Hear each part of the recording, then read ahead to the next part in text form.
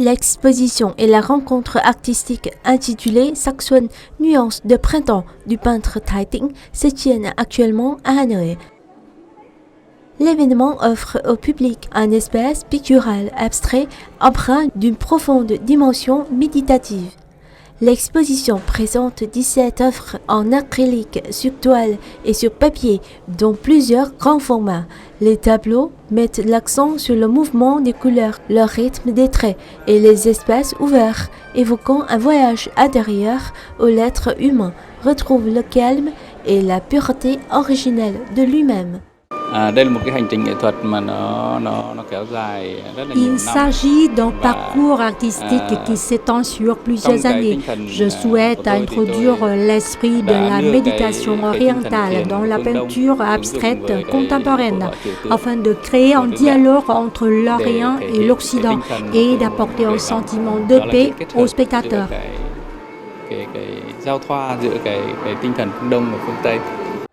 La collection Saxon se compose de 4 séries d'œuvres, chacune organisée autour d'une structure visuelle distincte. Espace avec de vastes horizons ouverts, flux où des bandes de couleurs mouvantes évoquent le rythme de la vie. La porte, constituée de superpositions de points et de traces colorées, hymne aux harmonies lumineuses, suggérant l'idée d'un nouveau commencement. Dans les tableaux de Thái Tĩnh, les formes humaines ou les objets concrets sont presque absents. À la place apparaissent des couches, des traces et des points de couleur qui composent une structure abstraite, laissant aux spectateurs une grande liberté d'interprétation. En parallèle de l'exposition, plusieurs activités d'échange et d'expériences artistiques sont proposées au public.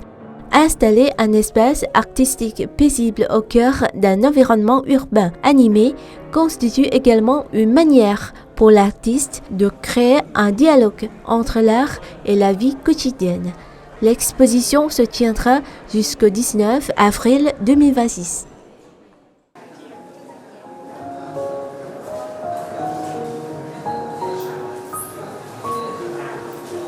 Dans le paysage de l'art contemporain vietnamien, le peintre Thien Hai, de son vrai nom Vũ Khắc Niệm, attire l'attention avec ses peintures à l'or sur métal, une voie de création unique reconnue par un record mondial. En septembre 2025, lors de la 54e rencontre des détenteurs de records à Ho Chi Minh Ville, il a été distingué par l'Organisation des records du Vietnam avant d'être honoré par l'Alliance mondiale des records pour sa collection de 113 peintures à l'or sur support métallique, la plus importante à ce jour.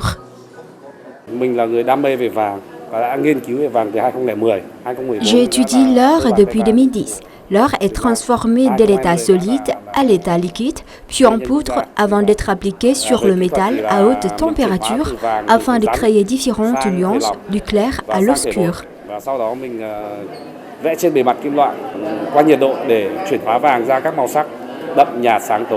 Thiên Hải, bạn đã tìm được con đường riêng của bạn đấy. Đấy là bạn đang họa vàng. Thien Hai a trouvé sa propre voie en utilisant l'or comme langage pictural. Ses œuvres possèdent une profondeur spirituelle qui procure un sentiment de paix aux spectateurs. Và rất là yêu nghề, thật sự là yêu cái nghề này. Contrairement aux techniques traditionnelles de dorure ou de plaquage, Thien Hai est un pionnier dans l'utilisation de l'or sous forme de poudre et de liquide, combiné à la haute température d'un chalumeau pour peindre directement sur la surface métallique. La collection de 113 œuvres de Thien Hai explore de nombreux thèmes tels que la religion, le feng shui, les paysages, le motif Mã Đáo Thành Công, retour du cheval, succès garanti, ainsi que des images porteuses de messages positifs et de valeurs durables. Chaque tableau nécessite 53 couches d'or et demande entre 3 et 6 mois de réalisation. La moindre erreur peut brûler ou endommager l'œuvre.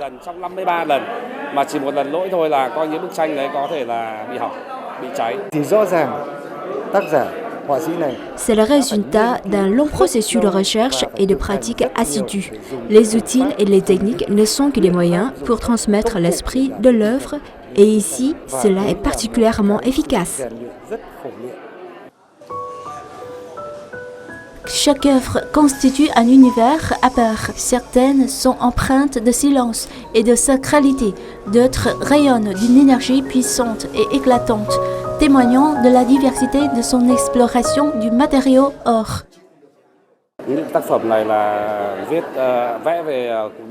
Je souhaite préserver les histoires sur le Bouddha comme un héritage pour moi-même et pour mon pays.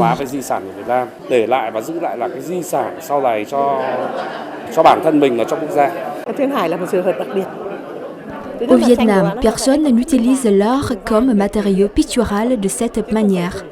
C'est pourquoi les œuvres de Thiên Hai sont très difficiles à imiter. Ở Việt Nam thì chưa có ai làm và tôi nghĩ là trên thế giới chỉ một mình bạn. Và giữ được cái tinh thần châu Á mà thế giới phải. Dans un contexte où de nombreux courants artistiques occidentaux exercent une forte influence, les œuvres de Thiên Hai parviennent néanmoins à préserver un esprit asiatique. Grâce au travail sur l'or, il exprime des valeurs orientales pures, profondément marquées par l'identité vietnamienne et une dimension méditative. En regardant ces tableaux, nous pouvons nous y reconnaître sans nous sentir perdus dans les mélanges culturels. À mon avis, c'est là une grande réussite de l'artiste.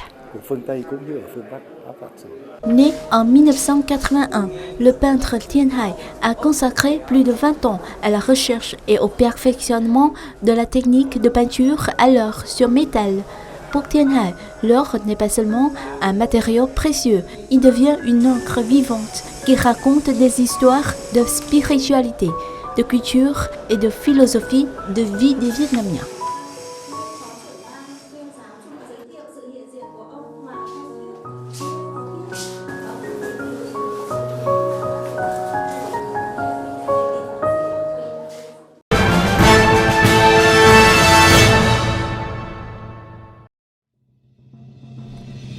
Le 15 mars 2026 a marqué un tournant majeur dans la vie politique vietnamienne.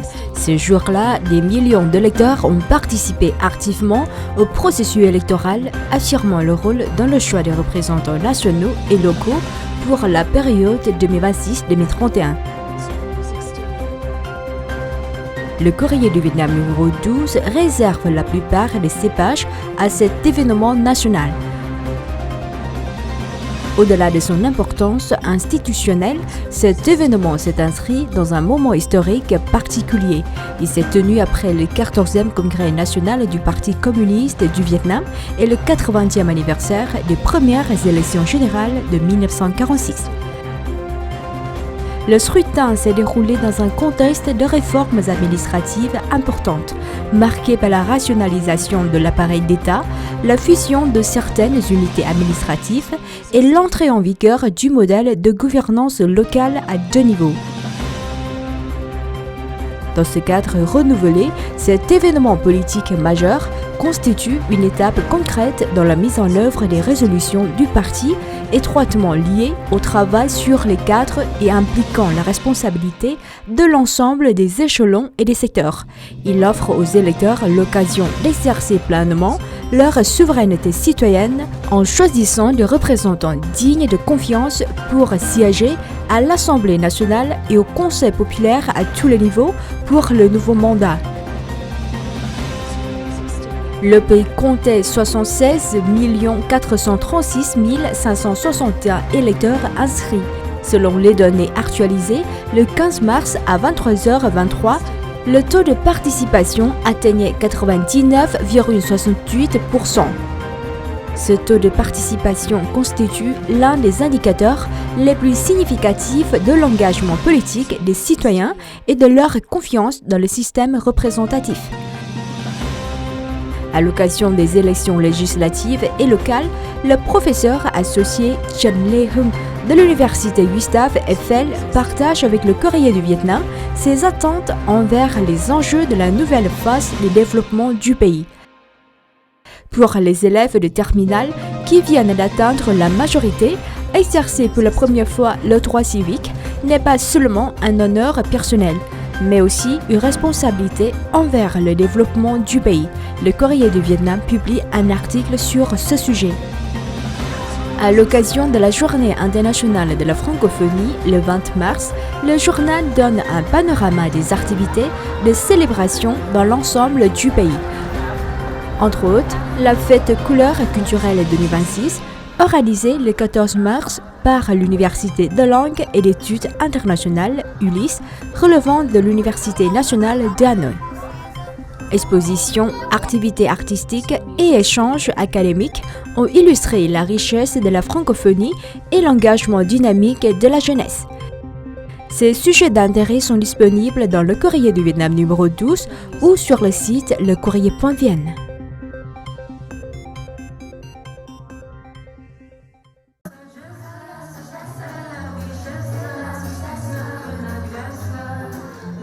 Un espace culturel dynamique a réuni des passionnés de français au Vietnam, principalement des jeunes. Telle était l'ambiance de la fête couleur culturelle 2026 organisée récemment au département de français de l'Université de langue et d'études internationales, Université nationale de Hanoï.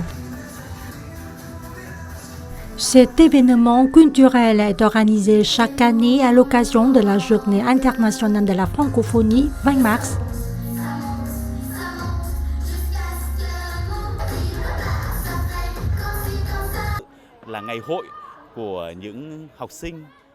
La fête couleur culturelle constitue une occasion de rencontre pour les élèves et les étudiants ayant choisi le français comme langue étrangère et langue d'apprentissage. Cette année, elle a attiré des participants venus d'académies, d'universités, de lycées, de collèges et d'écoles primaires des provinces du Nord telles que Quảng Ninh et Phú Thọ, ainsi que de Hanoï. Tất nhiên nhiều vẫn là ở thủ đô Hà Nội chúng ta.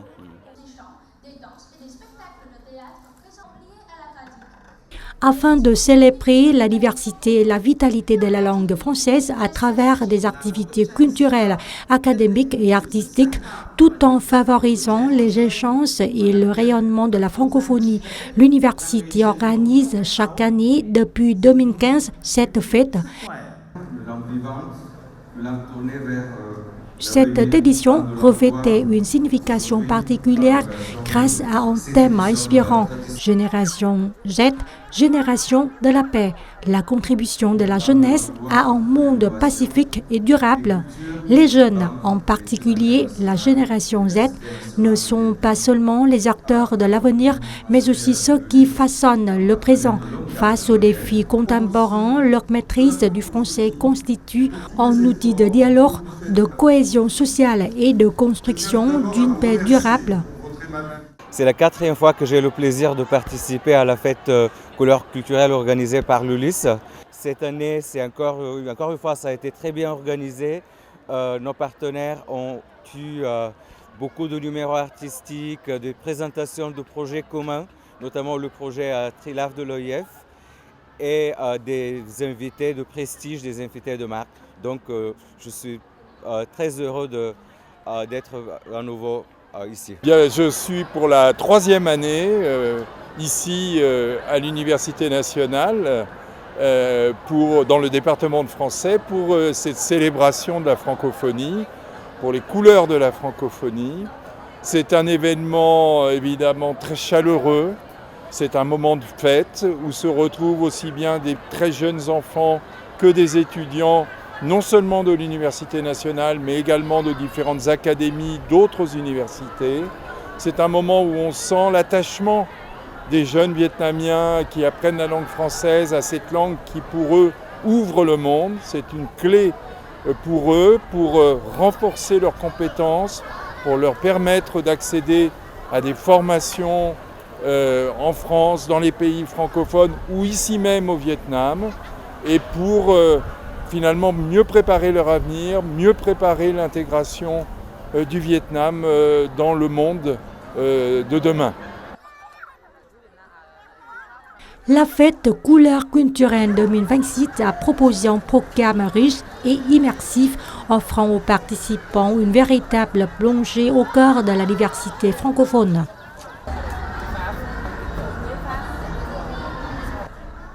Parmi les temps forts figurait l'exposition Mosaïque francophone, la jeunesse en création, mettant en lumière les travaux académiques et les projets innovants réalisés par les étudiants du département de français tout au long de l'année. Cette vitrine artistique et intellectuelle a illustré la créativité et l'engagement de la jeune génération. Un espace intitulé « Voyage au cœur des pays francophones » a invité les visiteurs à découvrir la richesse culturelle du monde francophone.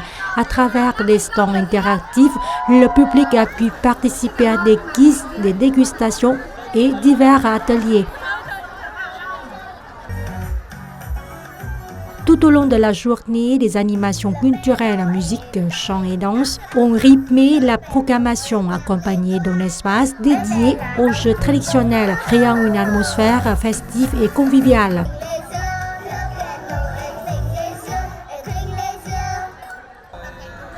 L'événement a également mis en avant le projet TILAF, Chile, patrimoine vivant et avenir durable, doté d'un espace dédié. Cette initiative valorise le patrimoine local, notamment l'artisanat du non-la, chapeau conique, tout en promouvant les valeurs de solidarité et de coopération au sein de la francophonie.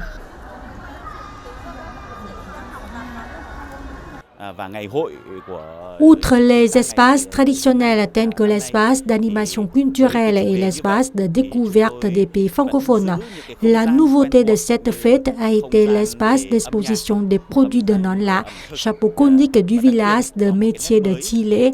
Cette activité s'inscrit dans le cadre d'un projet de l'Organisation internationale de la francophonie OIF, mise en œuvre par le département de français de l'Université des langues et d'études internationales. L'objectif du projet est de contribuer à la préservation et au maintien des villages d'artisanat traditionnel à Hanoï. Lors de la première année de mise en œuvre, l'OIF a choisi le village de métiers de Chile comme point de départ.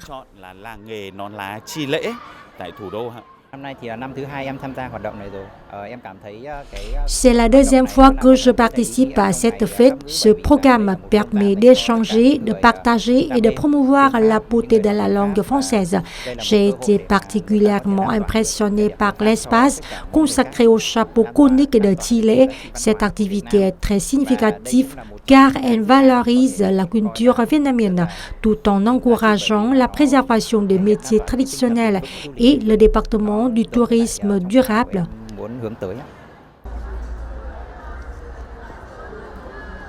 La fête de couleurs culturelles 2026 s'est achevée en laissant des souvenirs marquants à tous les amoureux de la langue française, avec la participation enthousiaste d'élèves, d'étudiants et d'enseignants venus de plusieurs provinces du Nord. L'événement témoigne du dynamisme et de la vitalité de la communauté francophone au Vietnam.